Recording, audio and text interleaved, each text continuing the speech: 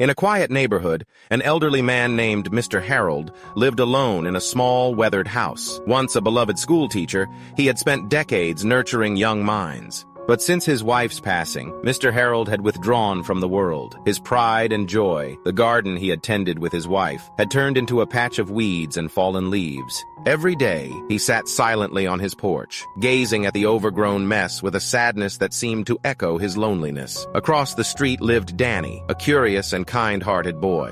Danny often saw Mr. Harold sitting by himself, shoulders slumped, eyes distant. One evening, Danny's mom shared, "Mr. Harold was my favorite teacher. He cared so much about everyone. But after his wife passed, he's been so lonely." Danny couldn't stop thinking about her words. The next day, he grabbed a rake and nervously walked to Mr. Harold's house. When Mr. Harold answered the door, his expression shifted to surprise. "Hi, Mr. Harold," Danny began. "I noticed your garden could use some cleaning. Can I help?"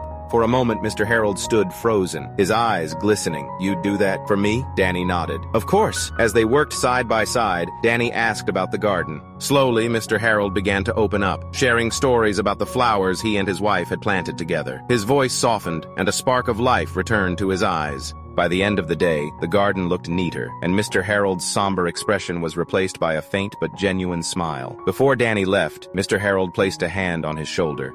"Thank you, Danny. You didn't just clean my garden. You reminded me of its beauty and the joy it once brought." Inspired by Danny's act of kindness, neighbors soon joined in. They brought flowers, tools, and even meals, helping to restore both the garden and a sense of community. The lesson? One small act of kindness can spark hope and healing, making the world a brighter place for someone who truly needs it.